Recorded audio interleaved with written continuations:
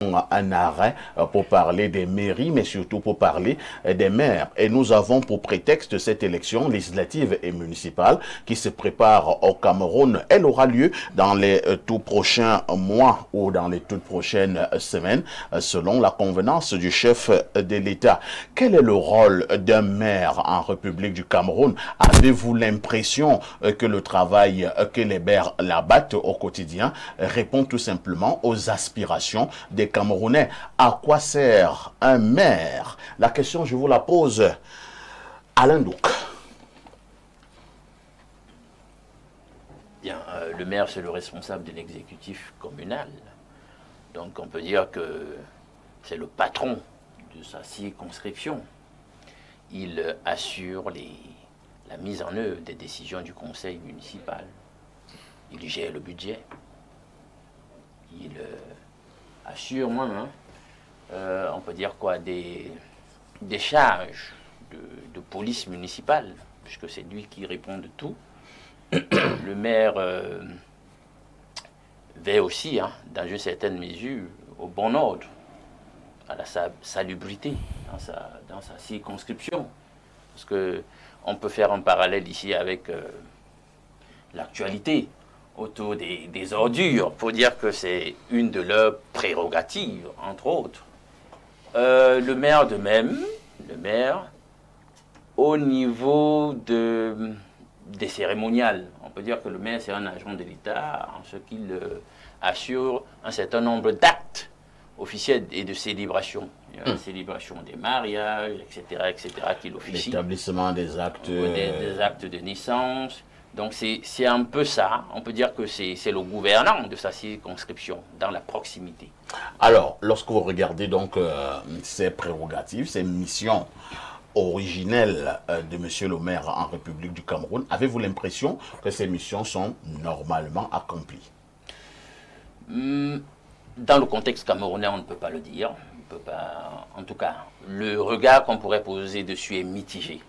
On peut dire que c'est mitigé, pour la simple raison déjà que s'il faut faire une inquisition contre les maires, dire que ceci ne va pas, ils ne font pas bien telle ou telle chose, il faut d'abord qu'on se rassure que réglementairement, ils ont reçu ce qu'ils doivent recevoir pour faire à même le travail qui est attendu d'eux. Donc si déjà en termes de dotation financière, on se rend compte qu'il y a en lieu et place du 15% qui devrait leur être attribué dans le budget global, national, ils n'ont à date qu'environ 3% à se repartir pour les 360 communes, voire plus qu'elles sont, il y a un problème. Ça veut dire qu'on est en train, en réalité, de créer un contexte, une atmosphère qui fait que les maires ne seront pas à même de réaliser du mieux possible les missions qui leur sont assignées.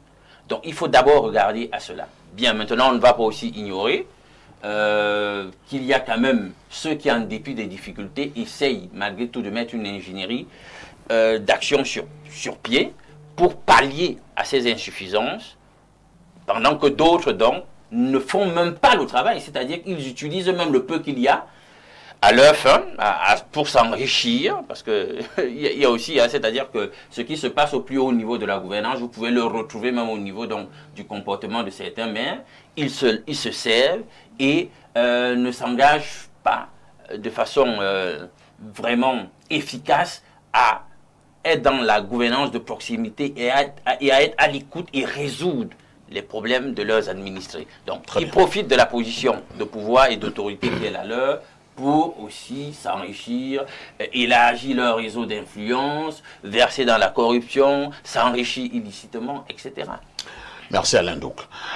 Cyril Tchamba, Alain Douk a planté le décor. On ira un peu plus en profondeur. Il y a quand même une race de maires au Cameroun, je ne sais pas si vous en connaissez également. On les voit lors de la campagne électorale. Une fois élus, vous ne le voyez plus. Vous le voyez encore lors de la prochaine campagne électorale. Vous avez simplement affaire habituellement à ces adjoints. Alors, face à ce genre de maire, est-ce que les populations peuvent être satisfaites du job? Il faut dire que le maire est un élu local. Tout à fait. Je dois le préciser. Un élu local qui est un élu de proximité, qui gère le quotidien des communes. Et je fais une différence entre les mairies de ville et les mairies rurales. Ce pas les mêmes réalités dans l'exercice quotidien d'un... Quelle est la différence fondamentale? Ben, vous savez déjà, c'est même les budgets. Il y a des mairies des grandes villes qui ont des budgets à 3 milliards. Tout à fait. Pendant que certaines mairies de zones rurales ont des budgets à 200 millions. Et donc, ce n'est pas la même réalité, ce n'est pas les mêmes problématiques au niveau socio-économique.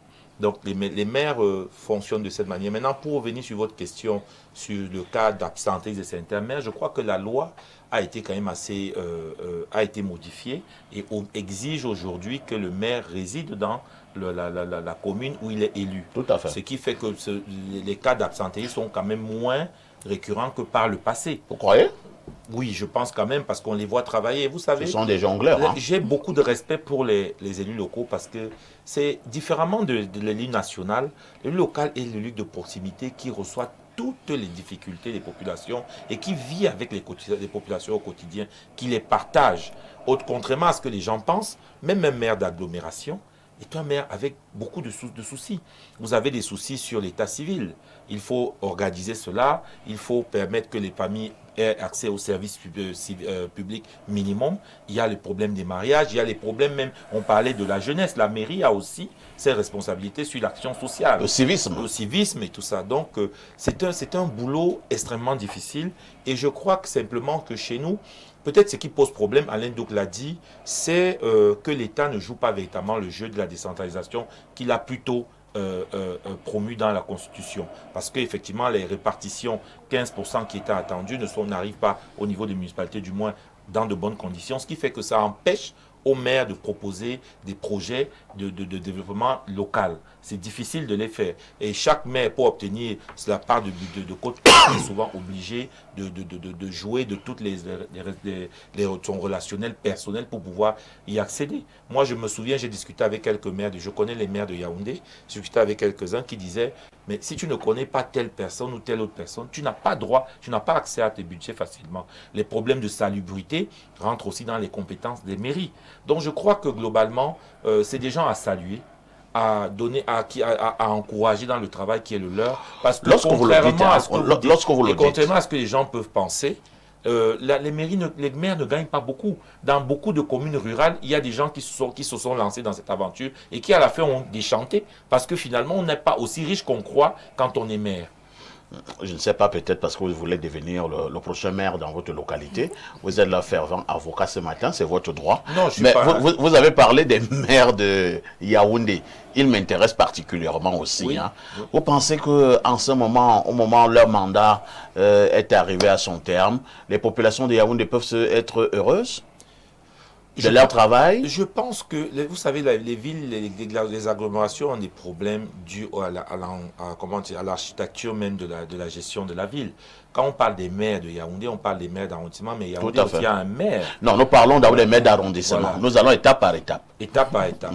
Non, je crois que les 7 mairies. Je crois que c'est un problème inhérent au RDPC dans le choix de la qualité des élus qu'elle propose au suffrage.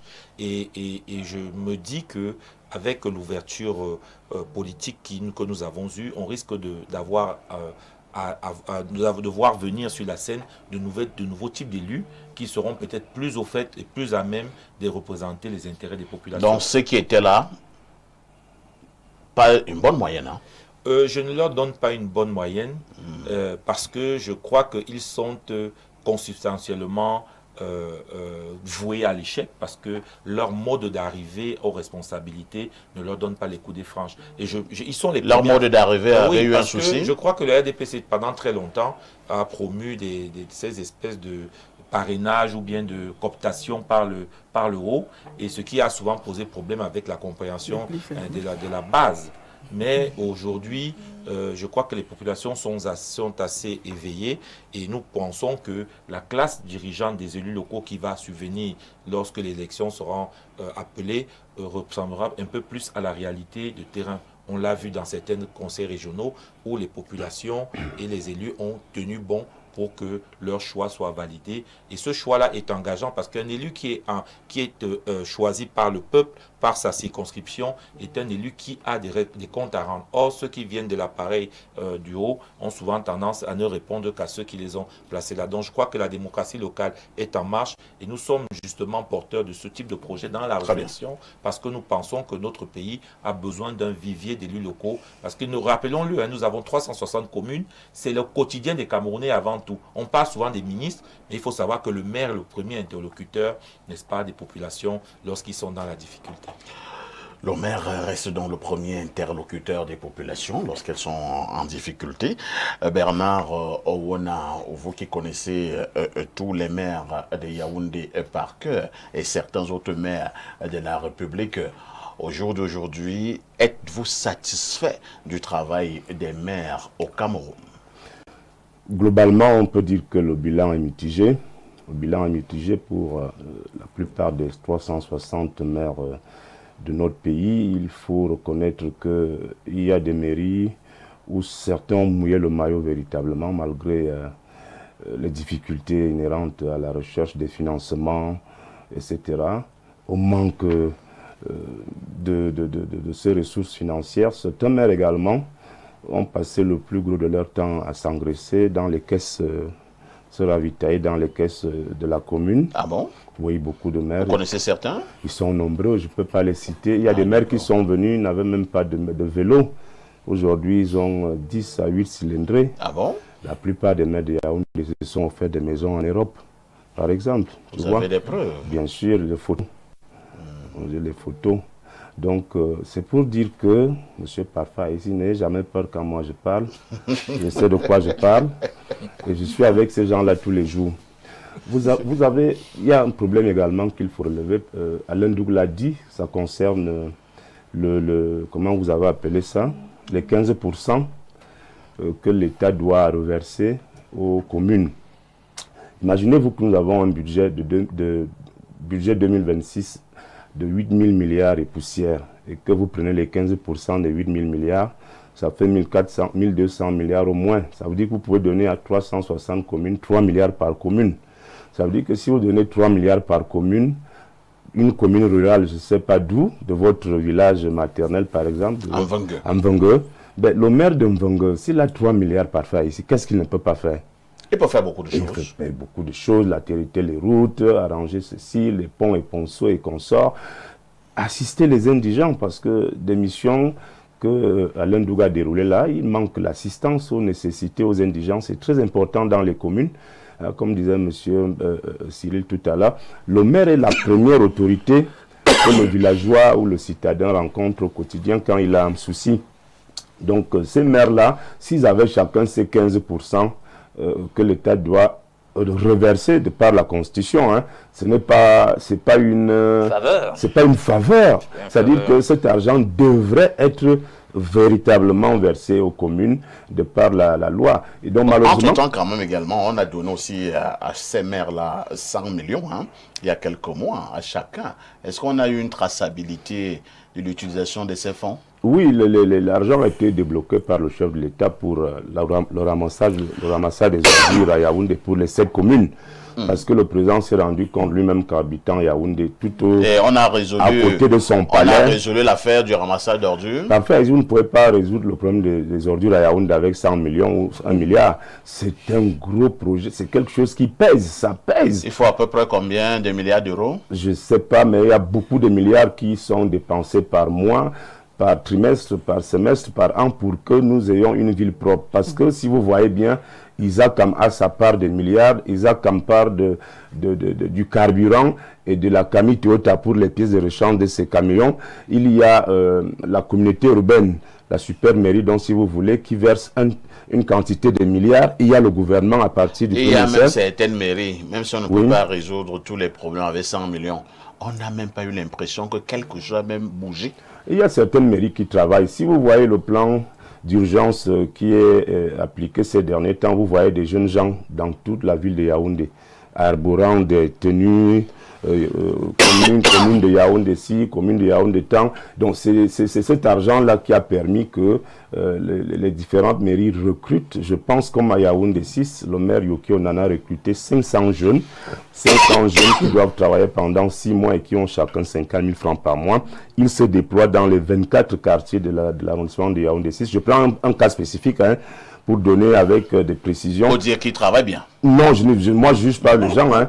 Moi je ne donne pas des notes. Pour une fois, vous ne jugez plus des gens. Hein. Non, s'il faut donner des notes parfaites, ici, il y a des gens qui auront 5 sur 20, il y a des gens qui auront 7 sur 20, il y a des gens qui ont quand même été assez médiocres, d'autres passables. Donc en réalité, il y a un réel souci parfois ici. C'est qu'il faut voir à la fin de ce mandat, à la fin de cette mandature, il faut voir que la plupart des maires que moi j'ai côtoyés, ont tiré leur épingle du jeu. Ce que je sache, la plupart des maires.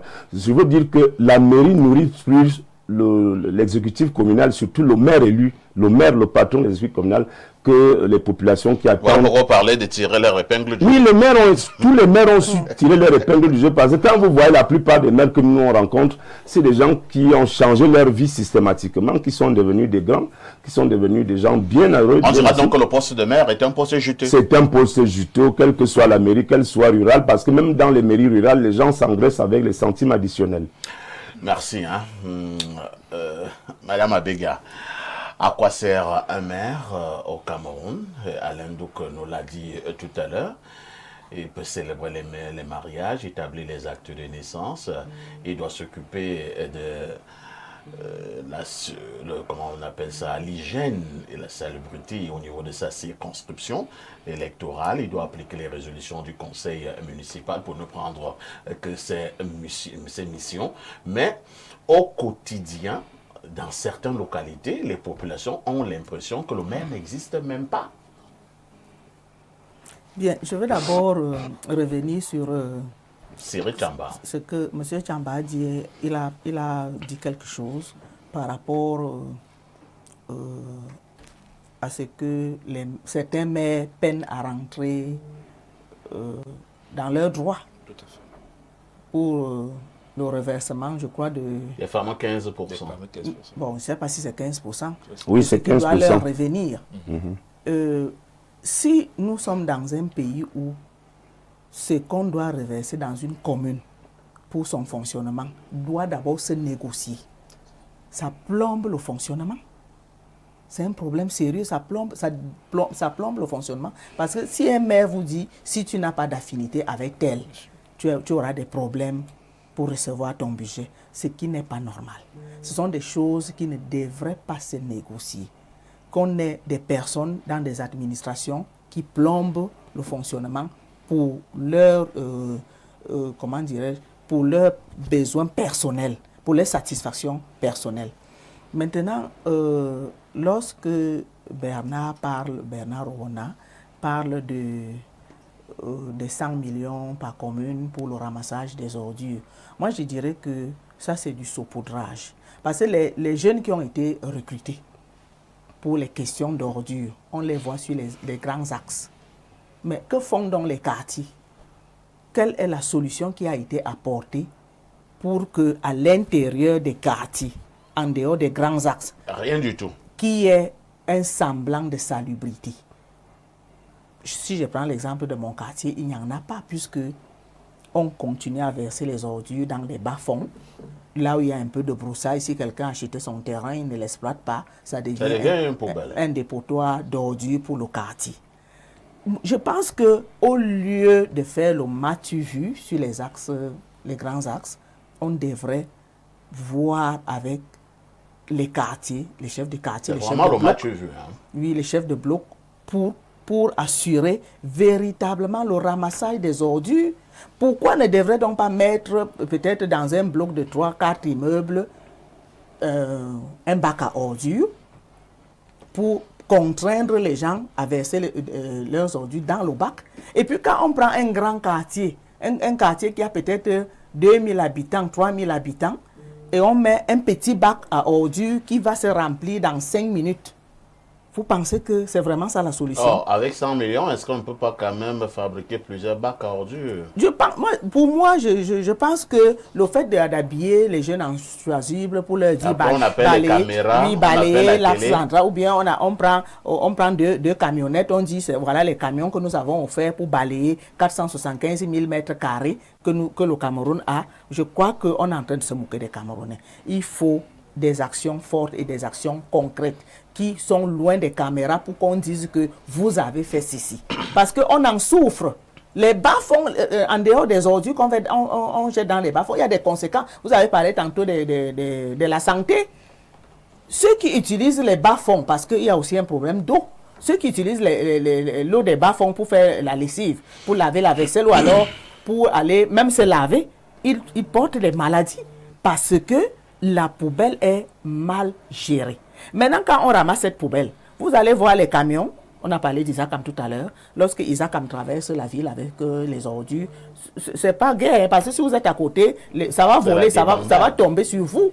Est-ce qu'on prend vraiment des mesures pour que l'hygiène et la salubrité soient effectifs? Très bien. Merci. Partons rapidement, une fois de plus, au niveau de notre messagerie. Bonjour Perfecto, jolie couleur de veste. Un salut particulier à mon fils Bernard Owona et à tout le panel. Reconnaissons que les maires de Yaoundé subissent beaucoup de pression sur le plan social dû à la misère que vit notre population à cause de la malgouvernance. Quand vous arrivez dans le cabinet d'un maire, vous trouvez une pléiade de personnes qui veut même seulement s'acheter un médicament. Sans compter les soi-disant journalistes que moi j'appelle maîtres chanteurs qui polluent les cabinets de ces élus. Très bonne émission. C'est Billy Onana. Bon. Oui, Billy Onana, c'est un policier. Il habite à Pressimbok. Donc, comme c'est un policier, il a fait, avant d'être policier, moi-même je connais aussi trop de policiers ripoux. Hein. Il a fait, avant d'être policier, avant d'être policier. Attends d'abord, Billy Onana d'abord insulté le journaliste. Il a d'abord insulté toute une corporation. Eh bien, je sais bien comme il est policier. Oui. Je voulais donc rappeler à Billy Onana que je connais une kyrielle de ripoux, policiers, qui passe autant arnaquer en prenant des capsules de bière à route et tout et tout. Mais là, c'est tout un corps, là, c'est toute une corporation maintenant. Mais lui, il a parlé de quoi? Oui, il a dit qu'il y a des journalistes qui disaient quoi là? Il a dit que sans compter les soi-disant journalistes, comme moi j'appelle maîtres chanteurs, qui polluent les cabinets de ces élus. Billy Onana, c'est l'ami de Yoki Onana. Ça peut peut-être expliquer quelque chose. Oui. Il a dit au début que je suis quoi pour lui? Et je suis son fils. Que tu es son fils. Et évidemment, il a raison. Donc c'est l'ami de Yoki Onana. Vraiment. Mais n'insulte plus les journalistes. En tout cas, pour aujourd'hui même, on laisse un peu. Un autre message ce matin. Bonjour, parfait. Beaucoup de nos maires manquent d'ambition, très peu d'initiatives innovatrices. J'ai vu ailleurs les maires amener leur population à participer au développement de la localité. Des tierces personnes peuvent vous donner des idées pour leur propre bien-être. L'éducation, l'agriculture et l'élevage, cultiver positivement les mentalités. Le développement d'un pays commence par ses localités. Les bonnes idées ne viennent toujours pas d'un gros diplôme. Abimté, c'est Guizot depuis Mbankomo qui envoie ce message. Nos rivières et cours d'eau peuvent dans chaque localité produire leur propre énergie et eau potable, copier l'exemple de certains pays anglo-saxons. Un autre message ce matin, que dit ce téléspectateur? Bonjour, parfait. Au juste pour dire, Isakam ne devrait pas gérer seul les villes. Il faudrait doter chaque commune des outils de nettoyage, camions de ramassage et autres. Chaque municipalité connaît mieux ses quartiers. Un autre message. Depuis Bertois Bonayem, bonjour au panel, et particulièrement à Parfait, le Goliador de la modération. Comment expliquer que le RDPC ait lui-même rédigé le Code général de collectivité territoriale décentralisée? Il est soutenu bec et ongle comme étant la solution, malgré les critiques, et finalement, il est adopté puisque plus nombreux à l'Assemblée nationale. Comment n'arrivent-ils pas eux-mêmes pas à appliquer le virement systématique des 15%? Normalement, ils devraient appliquer ce que eux-mêmes ils ont conçu. Personnellement, nous n'avons pas un pays gouverné et c'est la seule explication. Vivons seulement. Parfait. Oui, Bernard. Je voulais apporter une précision. Comme il a fait allusion à l'Assemblée nationale, je suis d'accord avec le téléspectateur. Je l'ai souvent dit ici, nous avons un problème d'application des textes. On n'arrive pas à appliquer ces textes-là. Et c'est malheureux parce que maintenant, on renvoie ça au RDPC. Parfois, ici, est-ce que vous savez que depuis le début de cette 10e mandature, on a perdu 19 députés? 19 députés sont morts à l'Assemblée nationale depuis le début de cette 10e mandature. Ils ne sont pas remplacés. Que prévoit la loi? La loi prévoit que quand un député décède, on organise des élections partielles. Qui organise les élections partielles?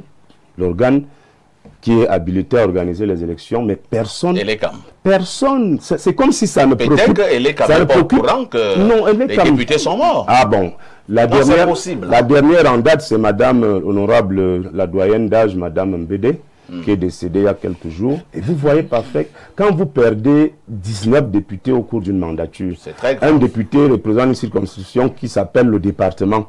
Un département a des arrondissements. C'est des populations qui ne sont plus représentées. C'est-à-dire que quand le siège du député là est déjà vide, je prends un exemple, un député de la Moufou à Fambako, Madame Mbede est décédée, la Moufou à Fambako compte 8 arrondissements. Donc dès lors que la députée là est décédée, les populations de ces 8 arrondissements ne sont plus représentées valablement à l'Assemblée nationale. Donc leur voix ne compte plus. Il faut qu'on applique les textes parfois ici. Quand il y a lieu de donner 15% aux communes, on donne. Quand il faut faire une élection partielle pour changer un député, on le fait et les choses vont aller bien.